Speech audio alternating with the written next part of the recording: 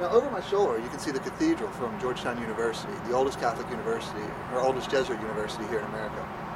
Today, we're going to do a walking tour of Georgetown. I'm going to go around, I'm going to try to find some interesting places for you and tell you some interesting stories. So, let's go. Georgetown was officially formed in 1751 when the Maryland Assembly authorized the foundation of a town bordering the Potomac River. It was named Georgetown in honor of King George II, and soon it prospered. Because of its access to the Potomac, Georgetown had a commercial and industrial hub around the waterfront where flour mills and wharves were constructed.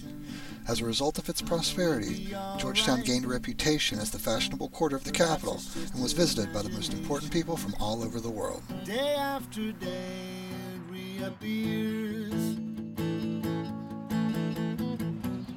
Night after night my heartbeat shows the fear.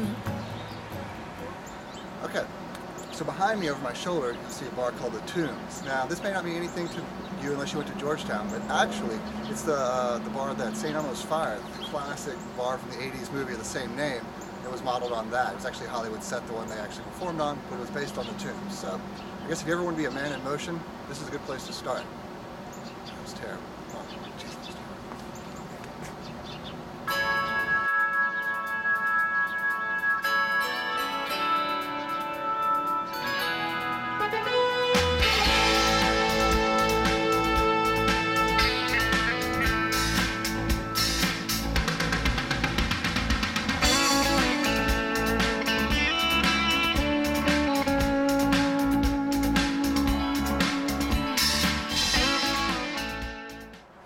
To all you horror movie buffs, these stairs are actually the same stairs that were used in the shooting of the 1973's The Exorcist. Two of Little Reagan's helpless victims lost their lives here in a bad way.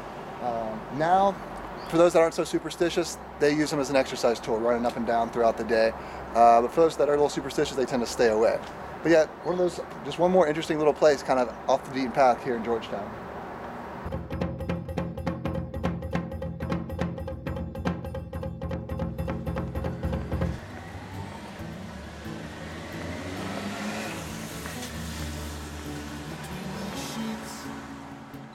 Georgetown hasn't always been as successful as it is today.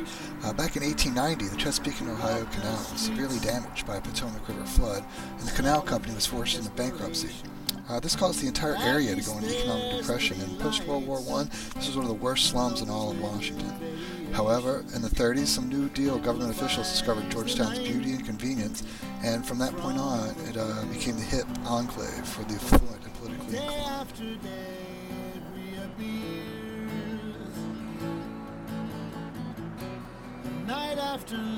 Right over my shoulder is Martin's Tavern. That's been a DC institution here in Georgetown since 1933, and everybody who's anybody has come through and had a drink there at some point. It's the place where JFK proposed to Jackie O. It's a place where Truman used to bring his daughters. One of whom was Margaret Truman, who went on to write 14 mystery novels, all set here in DC. It's a fascinating place with good food and good beer. It's worth checking out if you're ever here in Georgetown.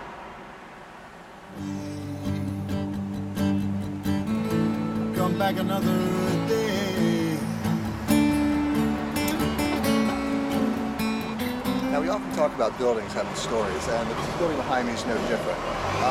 There's two important things about that. One, it's the original Five Guys restaurant. Five Guys started out as a local burger joint. They expanded a little bit here in the DC metro area. They started franchising in 2002, and now there are over 300 franchises all over the Northeast and Midwest. Secondly, and what I find even more interesting, is about 50 years ago, there was actually kind of a run-of-the-mill French restaurant.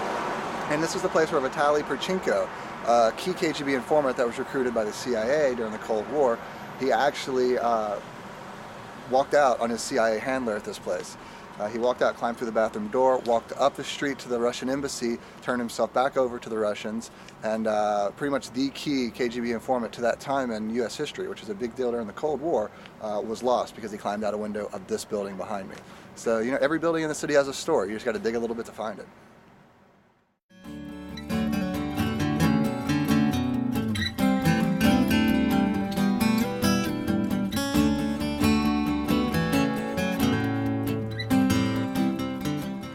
Great things things about traveling around to being a tourist on foot is that you tend to stumble into little things that you didn't even know were there. Right now I found this little inlet called Book Hill Park right here in the heart of northern Georgetown. And up here you can see there's a beautiful view off in the distance. You can make out the buildings of Roslyn, the Air Force Memorial, and up here there's just this collection of benches where I can grab a cup of coffee, sit, get off my feet for a few minutes, and recharge my battery before I go and check out the rest of Georgetown.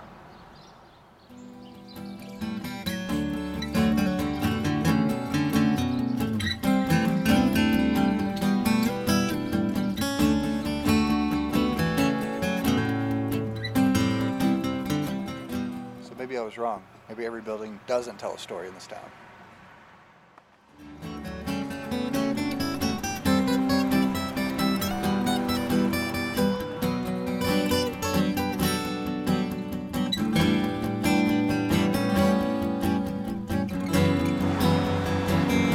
Right here in the heart of Georgetown, at the intersection of Wisconsin and M, right in the middle, there's a little building behind me called the Old Stone House. Now it's a little museum now that depicts 18th century American life here in the area, but more importantly, it's actually the oldest surviving building in Washington, D.C.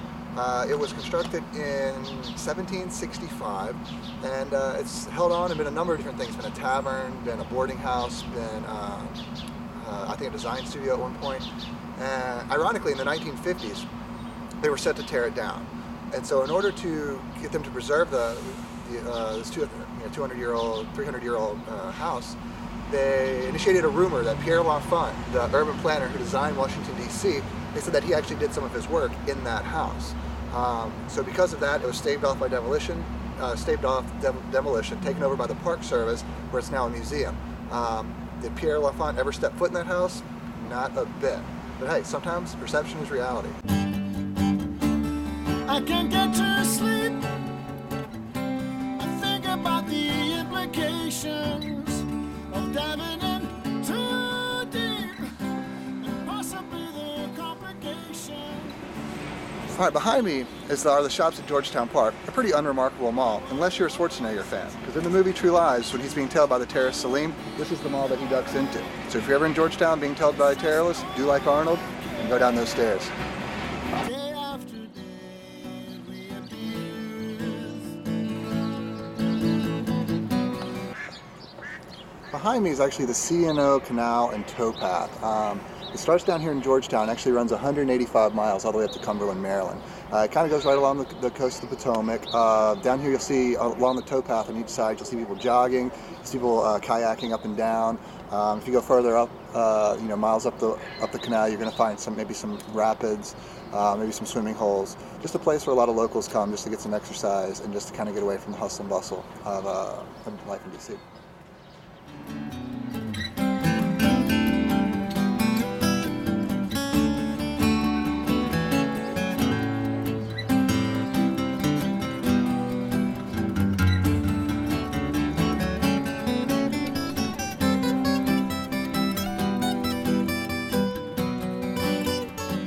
Behind me is Chadwick's Tavern, which is historically relevant for one particular reason. On June 12, 1985, Aldrich Ames walked into Chadwick's for lunch with 2 shopping bags full of CIA secrets that he promptly handed over to his KGB handler. In exchange, he got over $2.5 million, and at least 10 people that we know of that were helping the U.S. From an intelligence standpoint during the Cold War lost their lives because of it. So, yeah, and they got cold beer and good food. So come down and check it out. Implications of diving in too deep and possibly the complications, especially at night. I worry about the situations All right, so that brings us to the end of our walking tour of Georgetown. Now, as you can see, I'm down here at the Georgetown waterfront. We started north, we worked our way back down here up to the water's edge, to the Potomac River. Over my shoulder, you can see the Watergate Hotel. You can see the Kennedy Center for Performing Arts. If you continue on down this footpath about a half mile, there's a lot of restaurants, there's a marina. You'll see a lot of huge yachts and boats coming docking there, people coming for happy hour, standing room only during the summer. So if you like that kind of crowd, definitely check that out. But other than that, I appreciate you taking this tour with me, and I don't know, we'll see what tomorrow holds, and don't forget to be a tourist in your own town.